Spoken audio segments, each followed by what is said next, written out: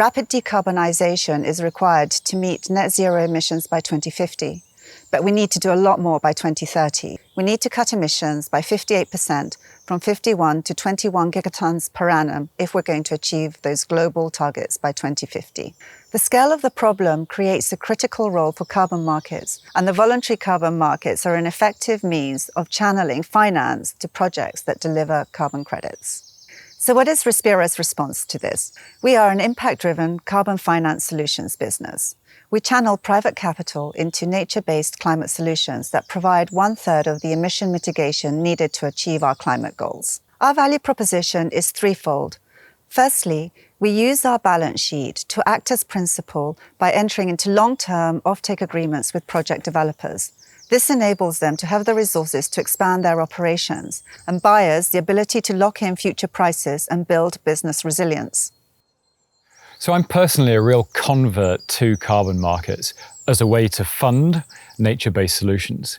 I spent the last 5 years in Kenya, and during that time, it was my job to find ways to bring private finance to conservation and restoration projects. And we always found this so difficult, especially when the fundamental ecosystem service that was being provided, in this case, storing carbon, wasn't being valued. Now, the carbon markets completely changed that. If you sequester carbon, or if you avoid carbon, you get paid for it. So it's a direct link to a results-based mechanism, which is then linked on to capital markets. Personally, I find it really empowering to link up these fantastic projects that conserve or restore nature and connect these brilliant projects with large-scale capital investment. And it's the voluntary carbon market that enables that. There are many ways to access the voluntary carbon market for a project developer like Carbon Tanzania. But working with Respira has given us a completely unique way of accessing that market. We've been able to establish long-term offtake agreements with Respira for the credits that we produce.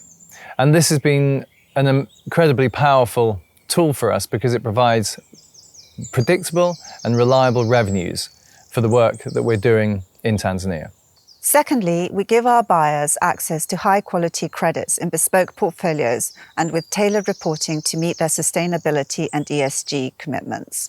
So we've put a lot of thought into the types of projects that are suitable over time for companies that have entered into long-term decarbonisation commitments, and we've built the portfolio accordingly. So in the near term, the emphasis is on avoidance projects, avoidance credits, and in particular forest protection or REDD+ projects. And the reason for that is that they can deliver significant impact, both from a climate perspective and community perspective, at relatively low cost and in the near term. However, over time, we'll be adding a larger number of removals projects to the portfolio. So that could be projects such as afforestation, reforestation, soil carbon or blue carbon. And they are appropriate for companies that have entered into net zero strategies, where they need to use removals credits in the long term to offset residual emissions. Thirdly, some investment portfolios may have negative exposure to rising carbon prices, and this is one way of mitigating that. More importantly, investors can have access to measurable, genuine ESG impacts. We've seen significant growth year on year in the voluntary carbon market, amounting to about 100% growth in dollar terms between 2020 and 2021. And most leading analysts, such as Trove, forecast continued growth at a multiple of 10 times out to 2030 and times 20 by 2040. Where is that growth coming from? It's coming from corporates setting climate targets and nature targets. We see over 3,000 corporates that have set net zero targets. These span multiple sectors. With this increase in demand, we also expect to see rising prices.